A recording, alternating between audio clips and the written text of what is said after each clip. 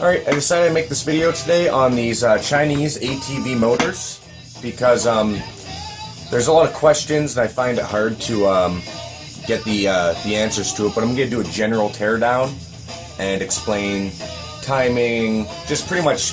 I'm taking the entire thing apart. Actually, I had my 5-year-old pull this apart for me last night. But it doesn't matter if you have a lifan, a geo, doesn't matter if your starter's mounted at the bottom or if it's mounted up here at the top. They're all pretty much the exact same thing.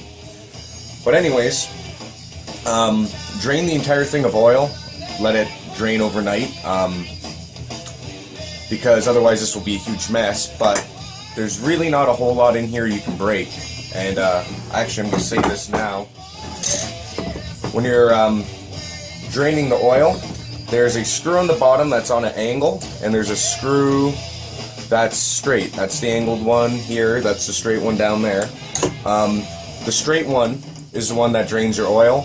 Inside this one there's a spring and a rod, so you don't want to take that off because then you're just going to have to put it back in. Big pain in the butt.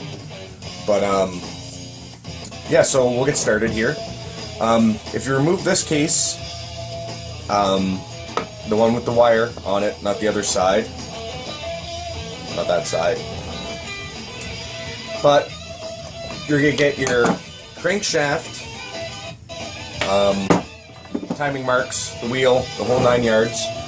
You have to remove this if you have to do, if you're replacing the starter, which is located right there. You have to take this off, and you can see in the video right down there, there's your starter, and you have the chain that runs across and it runs to your crankshaft. Anywho, there's a little tiny retaining clip, and I'm not sure if I can get that in there close enough for you to see. Oh yeah, you can see it. You have to remove that retaining clip first. When you remove that retaining clip and the bolts on the other side, and they're all a little different, but for the most part they all have 3 screws that need to get pulled off in order to remove the starter. But you remove that retaining clip and the gear will stay behind and you can pull out the entire starter. And I actually have one here. I'll show you with the clip already off of it. And if this was inside the motor, I can just pull it out after and then leave the gear behind. And then when I go to put it back in, and then I put the retaining clip back on it. That's as simple as it gets. And same thing, it's got 3 bolts that would be on the motor holding it in place. But that is as hard as changing the starter is. Now, when it comes to timing, if you know anything about timing but don't know a whole lot about motors, the position of this chain doesn't matter. The correlation of where it sits, this chain is not important. The chain that does matter is the one that runs from inside of the casing up to the cylinder head, but we'll get around to that in a minute. So, on the other side, right, this is where your gearbox is. This is where your clutch is, it's where your flywheel is, everything's on this side. This is where all the oil is, the mess. That's why you want to have this thing drained. Then we're going to pull this out, and you'll notice on yours that you have the nuts around, or the bolts around the outside. They're all 7mm, and then you'll have a screw sticking out of this hole with a nut on it, and it would look something like that, except it's got a little nut on it. And this is to adjust the plates on your clutch. On geos, on the lifans, however, it really does absolutely nothing. When you look at it, that's what's on the inside, and all this does is it sits on a metal collar. Give me a moment to find it so I can show you. Put it in this box up here. That box that says clutch, obviously.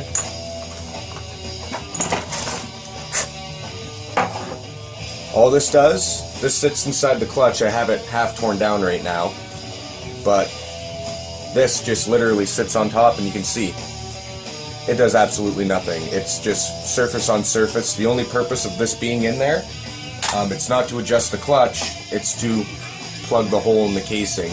And why make 2 different casings for different motors? They just make the same thing, and this is just a giant dummy. However, on geo motors, you can turn that screw and adjust the clutch. There's other YouTube videos showing you how to do that. but unfortunately for me, this is broken right now, and I need to replace it. And you'll see on the lifans, there's a special nut in there. You need a special tool to remove it. Now, how do you know if you need to replace it? If you think that it's going and you can't adjust it, pull off the gearbox. Obviously drain the oil first, pull off the gearbox, and then take your finger and go into all the little pits and move it around and look for chunks of debris, and you'll find chunks of plate and metal and stuff like that. It's from this when they crap out. So you'll have to remove this with that special tool, though. All I do is I kind of hold on to the other side, I break the nut, then this will come off, and actually you can probably see it better on the other side. You can kind of see the gear, it's right here, but the entire gear and everything will then come off the back end of the motor, which you'll need to do if you're replacing the clutch.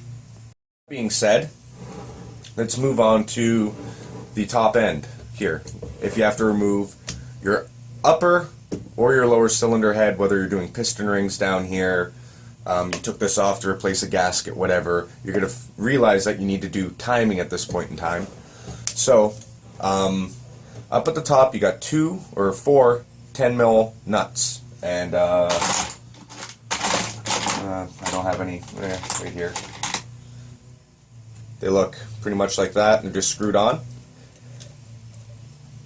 You have to remove these because these rods, well, that are sticking out still, run all the way through the motor, or through your upper cylinder head, your lower cylinder head, and then they connect down into the casting, and it pulls all this stuff tight together. Now, if you're going to pull these out, sometimes the nut seizes to the rod and the entire rod comes out. Not a big deal, don't worry about it. So after you remove those, there's a 10mm bolt here on the side, and there's 2 more 10mm bolts up here. I like to remove this entire piece, and I'll explain to you why in a bit. But when you loosen this one in the middle, you'll notice on the other end there's a cap. It can be round, it can be kind of like rectangular. They're all pretty much got the same idea to them. The Geos have a rectangular one, well, the ones I have at least. But once you pull out that screw, and it runs all the way through to get to the cap, you can then remove this plate. And most of the time you wreck the gaskets doing this. I don't know why, but on this motor so far I've been pretty lucky. I haven't wrecked anything. But,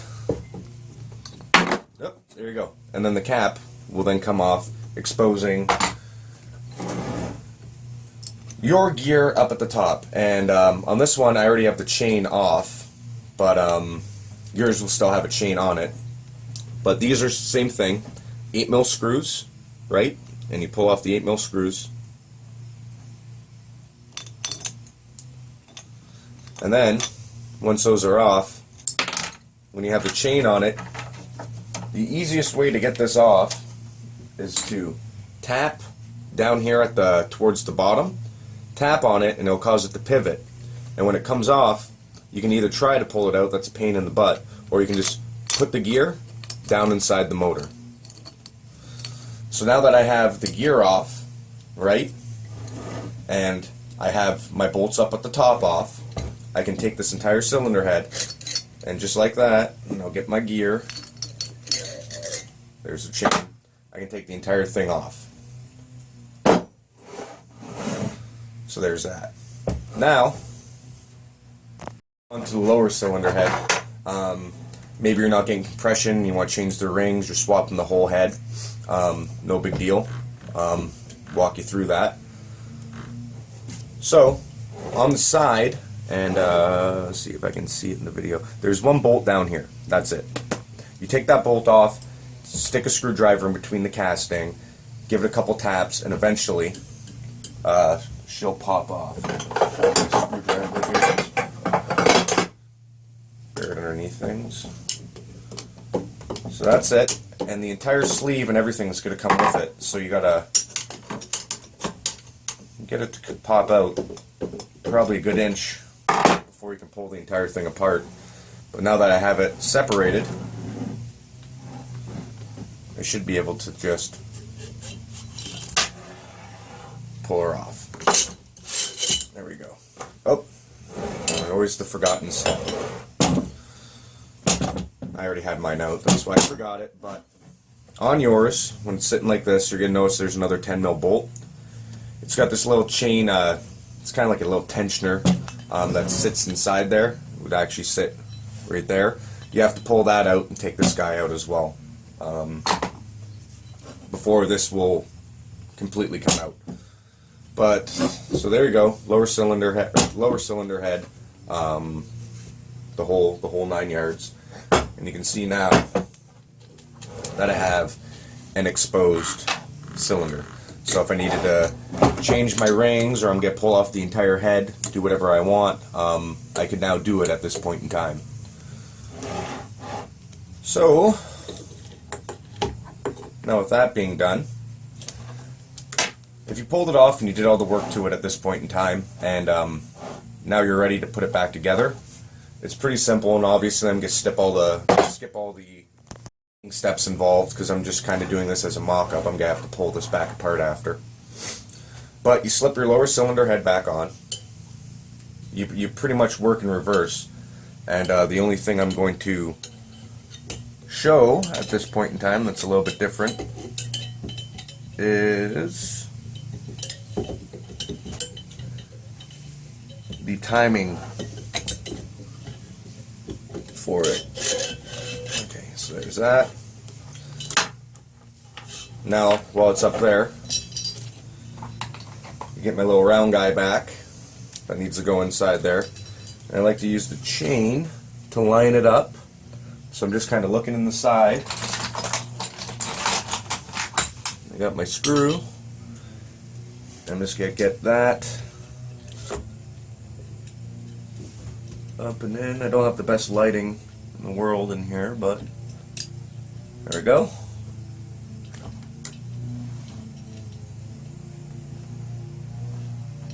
This is kind of a pain. I don't even think I got the right nut. This is 7. No, that was the right one. Try this again, shall we? There we go. Landed it. So now I got that back in. There we go. Now get the rest of the slack on the chain. Get my piston lined up for the sleeve. Not sure how well you can see that, but I got the piston back in the sleeve now. And then now I gotta get the sleeve back into the casing, which I have. And a lot of times the chain will kind of hang out the bottom and stop it from going in all the way. So you kind of just grab the chain, pull on it with your finger, and there we have her. Now it's all the way back down. Same thing, I'm skipping the cleaning process for this entire thing. But, so now that we have that done, now I got to put the cylinder head back on. And what I find the easiest to do for timing purposes is to do it in advance. Now, on these gears, you're going to notice there is a dot and there's some writing. Now, on some of them they don't have the dot, no big deal. I'll explain to you on the cylinder head. When the cylinder is on the motor, there's a small line on the inside. Some of them have this one, some of them don't, but all of them have these two in the back. The letters are supposed to be in the one at the back, and the dot's supposed to point towards the top of the head.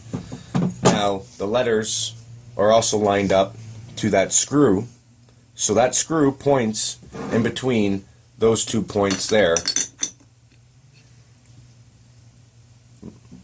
like that, right there. And then the dot should be opposite, pointing towards the very top of the head. Now,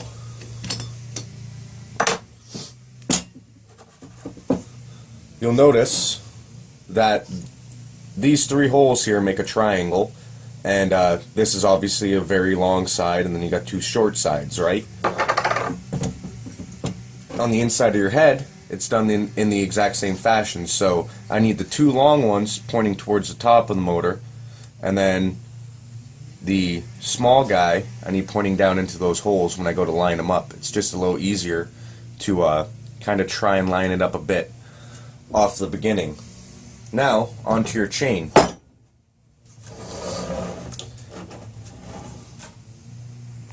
For you to set the timing on this correct, you need to obviously watch the timing marks.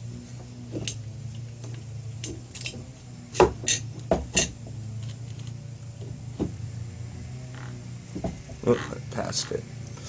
Alright, on the casting, there's a little dot up at the top. Once again, some motors have them, some motors don't, which will show you where your top dead center is. So if I line that T that's on there, the line up for the T, if I line it up to that dot, that's my top dead center of my motor. And when I actually look at the piston, I can see the piston is at the top. For the ones that don't have that dot, if you have the cylinder head off, all you need to do is spin this, hold the chain, keep a little tension on the chain, and you just spin it until that piston is pointing all the way out as far as it can go on the motor. And that's your top dead center. This one, luckily, I have it, so there it is. Done.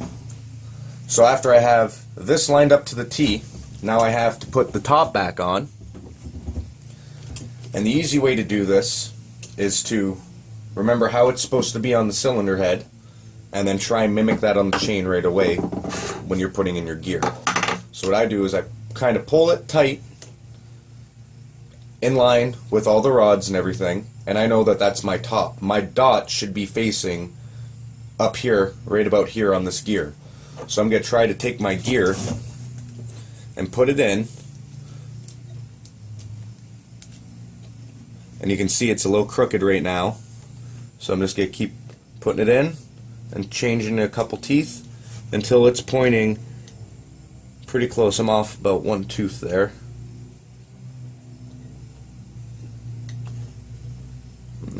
Too far.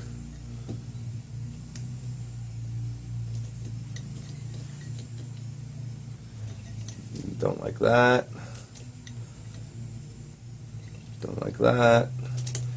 Takes a while for you to get one that you're happy with, because you don't want to mess around with it. And right about there, that's looking pretty close. I got my letters pointing towards the bottom, my dot pointing towards the top. I'm not sure if you can see that. Yep. So that's how I'm going to do this. I'm going to slide it in like that. So I'm going to keep this, and it'll kind of grip the chain, but I'm going to keep it in its position. And then I'm going to slide the head on around it. So I'm going to take the head now, and I'm going to put the head back on. Now sometimes you notice, oh, it doesn't want to go back on. There's show you.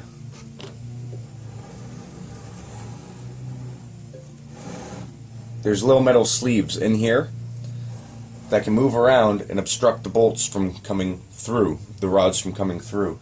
All you gotta do is look down these holes, and you'll see the dowels there, or whatever you want to call them, getting in the way, and you just kind of move them out of the way,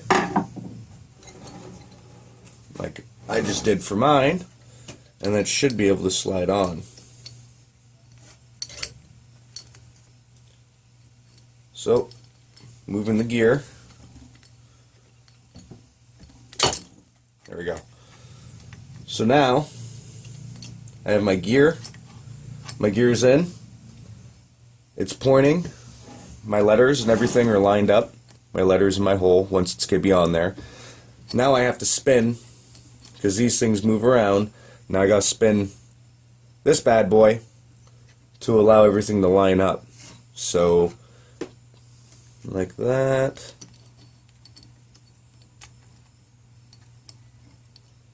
It's kind of a pain to do.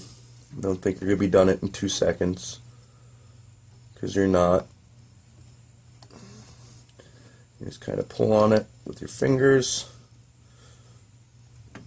Hopefully I can get it to the point where it goes.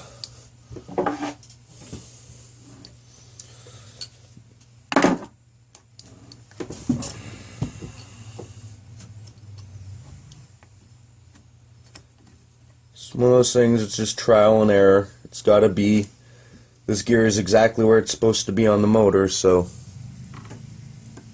it's got to line up.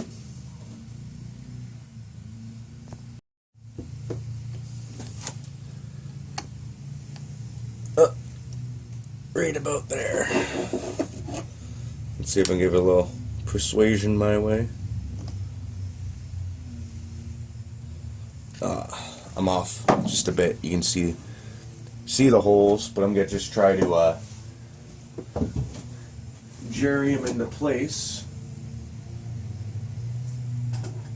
using a screwdriver. If I'm lucky, I can get it to spin. There we go. Lined right up. And then I got my letters and my bolt pointing down. I got my dot pointing up. So at this point in time, everything is back. I got to put in my screws again, my 1, 2, 3 screws. I got to put in the one in the lower cylinder head. I got to put on my bolts on the top and torque them down. I don't know what the torque specs are off by heart, but once you're done that, that's it. You got a full working motor again. And there you have it. There's the teardown, and that's how you replace a starter. If you have to replace any gaskets, that's how you do the timing. And like I said, the geos are pretty much the exact same thing, except there's no dot pointing towards the top. There's no mark up here. They still have these down here, and there's no casting mark on the inside. But if you just take the T and put it pretty much right towards the top, like if I was to divide this into 4, the very top, that's where it's supposed to be. And once you have the cylinder head off, to confirm, all you video cut out there, but once you have the cylinder head off, to confirm where top dead center is, all you need to do is, like I said before, you just spin it until, it's a good idea to hold the chain while you're doing it. You spin it until the cylinder is at the very top. And then that's where she goes. So hopefully this helps anybody out there keep these machines running. The parts are actually really cheap. It's easier to work on it yourself than a lot of people would think. They're afraid they're going to break stuff. They're like, I had my 5-year-old pull the entire he took this entire thing apart all the way down pretty much to the exposed piston, and he's 5, so if he can do it, I'm sure, you know, a grown adult man can do it. Just get yourself a couple of beers, maybe a pack of smokes, and get the family to leave you alone for about, I don't know, 30 minutes, and you can have this entire thing apart. It's not a lot of work at all. So hopefully this clears up some questions and helps you guys out.